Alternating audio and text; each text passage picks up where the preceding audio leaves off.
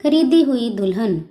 38 साल के अनिल का दिल अपने कमरे में जाते समय 25 साल के जुबा सा धड़क रहा था। आने वाले लम्हों की कल्पना ही उसकी सांसों को बेकाबू किए जा रही थी, शरीर में झुंझुनी सी पैदा कर रही थी।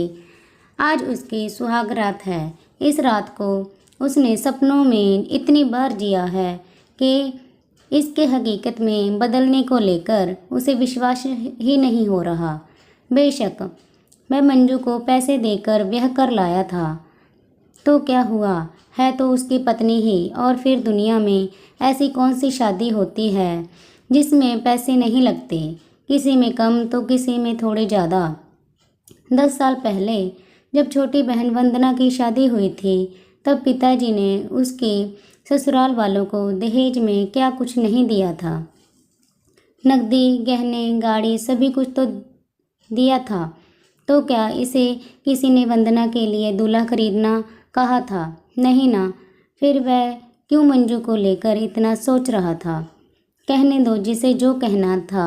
मुझे तो आज रात सिर्फ अपने सपनों को हकीकत में बदलते देखना है। दुनिया का वह वर्जित फल चखना है जिसे खाकर इंसान बौरा जाता है। मन में फूटते लड्डुओं का स्वाद लेते हुए अनिल ने सुहागरात के लिए सजाए हुए अपने कमरे में प्रवेश किया। अब तक उसने जो फिल्मों और टीवी सीरियल्स में देखा था, उसके ठीक विपरीत मंजू बड़े आराम से सुहाग सेज पर बैठी थी। मगर जहाँ का माहौल देखकर तो लग रहा था जैसे कि मंजू तो उससे भी ज़्यादा उतावली हो रही है। अनिल सुखचाया सा बेड के एक कोने में बैठ गया। मंजू थोड़ी देर तो अनिल की पहल का इंतजार करती रही, फिर उसे झिझकते देखकर खुद ही उसके पास खिसक आई और उसके कंधे पर अपना सिर टिका दिया। यंत्रवत से अनिल के हाथ मंजू के इर्द गिर्द लिपट गए। मंजू ने अपने आप को हल्का सा धक्का दिया और वह दोनों ही बेड पर लुढ़क गए। उसके बाद तो अनिल को कुछ भी होश नहीं रहा। प्रकृति ने जैसे उसे सब कुछ एक ही लम्हों में सिखा दिया हो। सुबह अनिल ने बेफिक्री से सोती हुई मंजू को नज़र भर कर देखा। सब कुछ सामान्य ही था। उसमें कद काठी, रंग रूप और चेहरा मोहरा सभी कुछ। मगर फिर भी रात जो खास बात हुई थी उसे याद करके अनिल मन ही मन मुस्कुरा दिया और सोती हुई पत्नी को प्यार से चूमता हुआ कमरे से बाहर निकल गया। मंजू जैसी भी थी, अनिल से तो 21 ही थी। अनिल का गहरा सांवला रंग, मुटाया हुआ शरीर, कम पढ़ाई लिखाई, सभी कुछ उसकी शादी में रोड़ा बने हुए थे। अब तो सिर के बाल भी सफ़ेद होने लगे थे। बहुत कोशिशों के बाद भी जब जान पहचान और अपनी बिरादरी में अनिल के रिश्ते की बात नहीं जमी, तो उसकी बढ़ती हुई उम्र को देखते हुए उसकी बुआ ने उसकी माँ को सलाह दी कि अगर अपने समाज में बात नहीं बन रही है तो किसी गरीब घर की गैर बिरादरी की लड़की के बारे में सोचने में क्या बुराई है। और आजकल तो लोग पैसे देकर भी दुल्हन ला रहे हैं। बुआ की बात से सहमत होते हुए भी अनिल की माँ ने एक बार उसकी कुंडली मंदिर वाले पंडित जी से दिखाने की सोची। पंडित जी ने कुंडली देखकर मुस्कुराते हुए कहा, बहन जी, शादी का योग तो हर किसी की कुंडली में होता ही है। किसी किसी की शादी जल्दी तो किसी की थोड़ी देर में। मगर समझदार लोग आजकल कुंडली के फेर में नहीं पड़ते। आप तो कोई ठीक ठाक सी लड़की देखकर बच्चे का घर बसा दीजिए। चाहे कुंडली मिले या ना मिले, बस लड़की मिल जाए और शादी के बाद दोनों के दिल। अनिल की माँ को बात समझ में आ गई और उन्होंने अपने मिलने वालों व रिश्तेदारों के बीच में यह बात फैला दी कि उन्हें अनिल के लिए किसी भी जात बिरादरी की लड़की चलेगी। बस लड़की संस्कारी और दिखने में थोड़ी ठीक ठाक हो। बात निकली है तो दूर तलक जाएगी। एक दिन अनिल की माँ से मिलने एक व्यक्ति आया जो शादियां करवाने का काम करता था। उसी ने उन्हें मंजू के बारे में बताया और अनिल से उसकी शादी करवाने के एवज में 20,000 रुपये की मांग की। अनिल अपनी माँ और बुआ के साथ मंजू से मिलने उसके घर गया था। बेहद गरीब घर की लड़की मंजू अपने 5 भाई बहनों में तीसरे नंबर पर थी।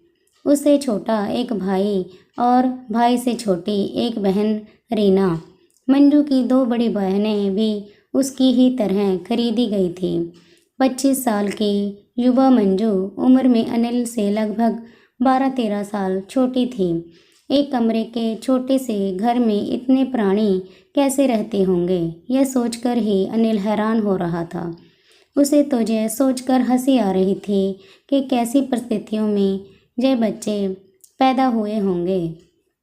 खैर, मंजू को देखने के बाद अनिल ने शादी के लिए हाँ कर दी।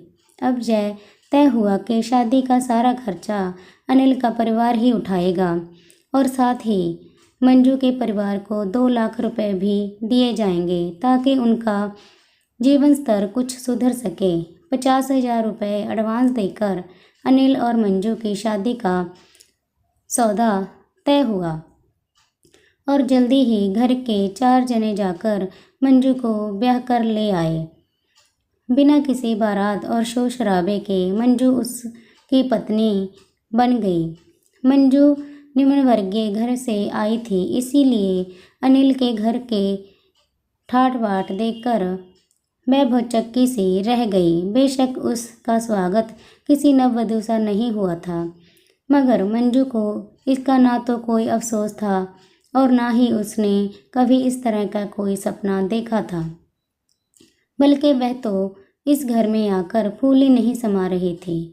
जितना खाना उसके मायके में दोनों वक्त बनता था, उतना तो यहाँ एक वक्त के खाने में बच जाया करता था और कुत्तों को खिलाया जाता था।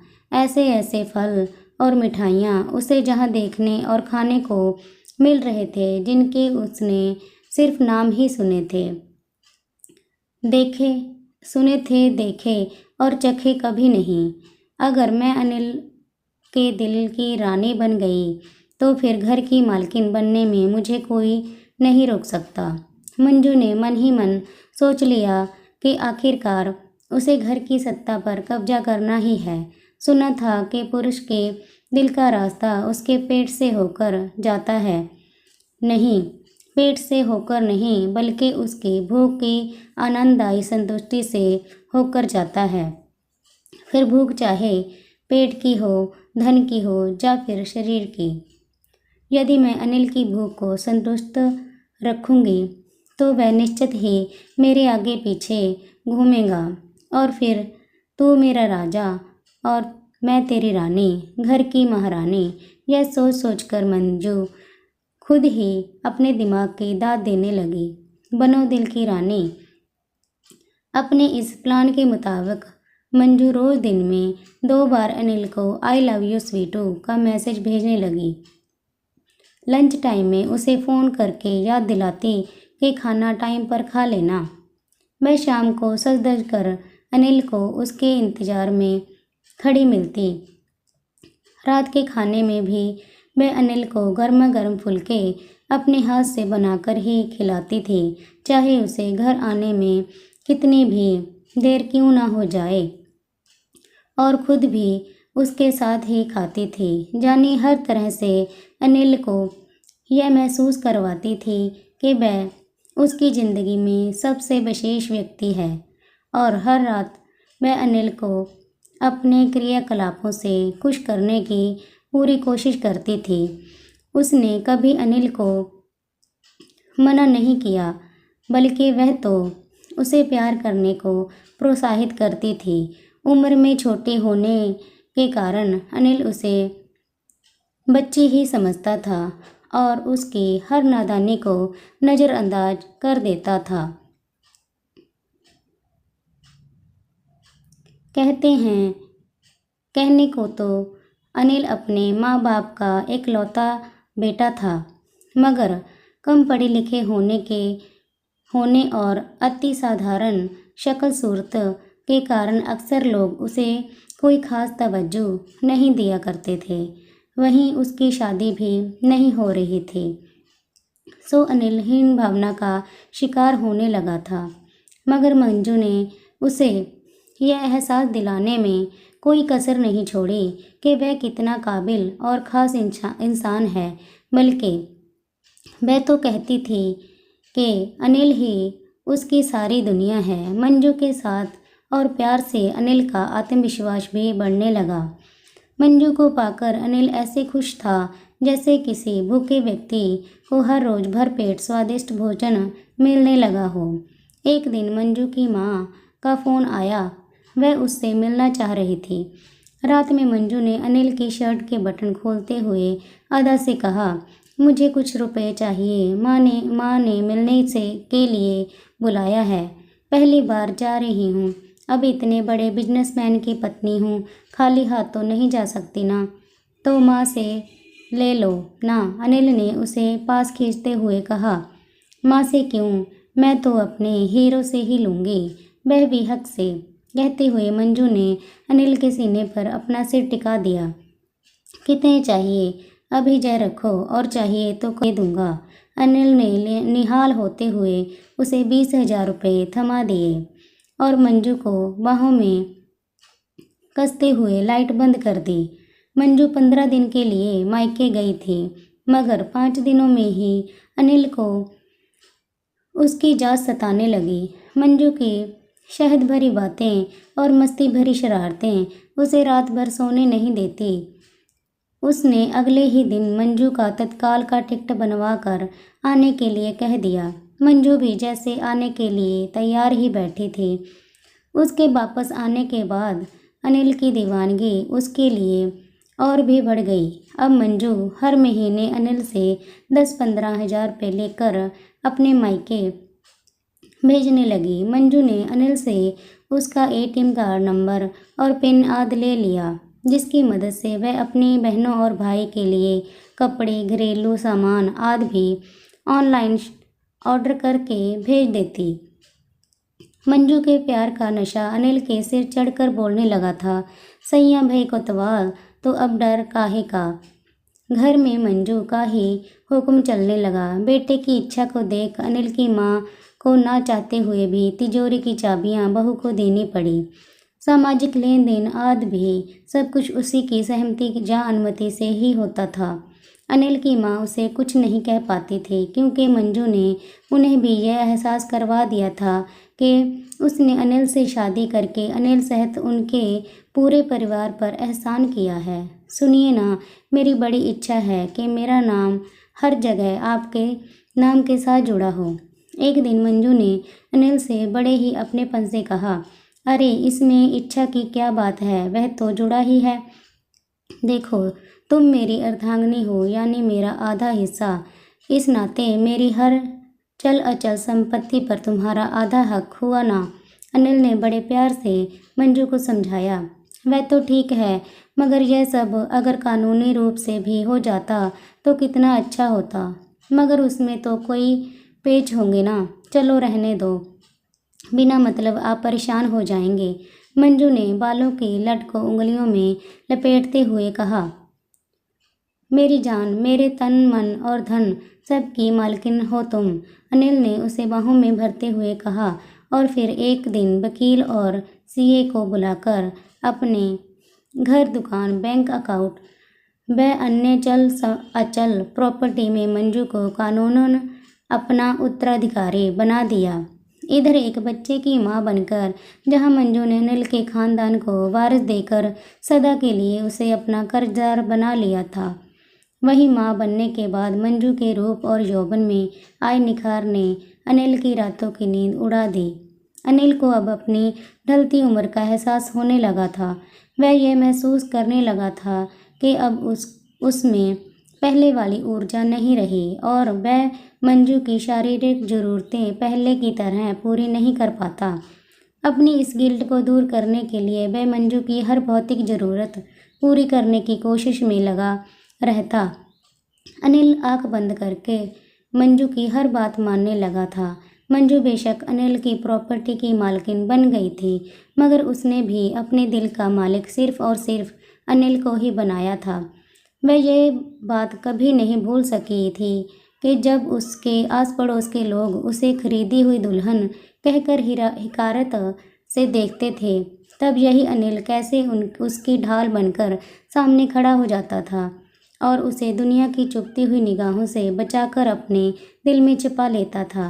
उसकी सास ने उसे कभी अपने खानदान की बहू जैसा सम्मान नहीं दिया था, मगर फिर भी अपनी स्थिति से आज वह खुश थी। उसने बहुत ही योजनानुसार अपने परिवार को गरीबी के दलदल से बाहर निकाल लिया था।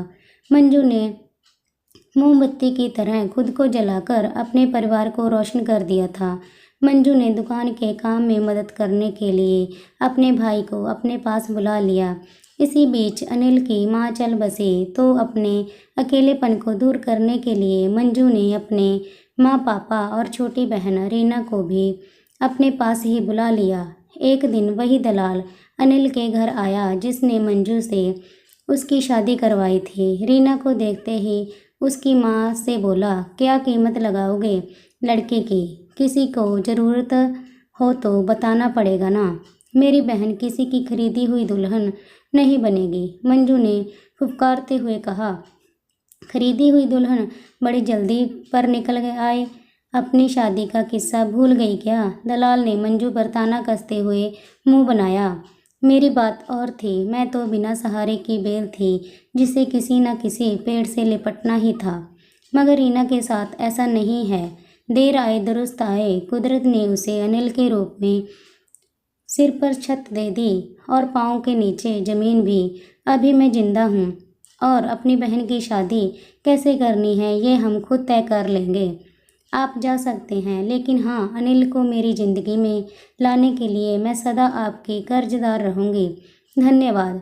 मंजू ने दलाल से हाथ जोड़ते हुए आभार जताया। वहीं पीछे खड़ा अनिल मुस्कुरा रहा था। आज उसके दिल में मंजू के लिए प्यार के साथ साथ इज्जत भी बढ़ गई थी। दोस्तों, स्टोरी अगर पसंद आई हो तो लाइक कीजिए, शेयर कीजिए एंड सब्सक्राइब कीजिए। कमेंट में अपने विचार ज़रूर बताइएगा। धन्यवाद।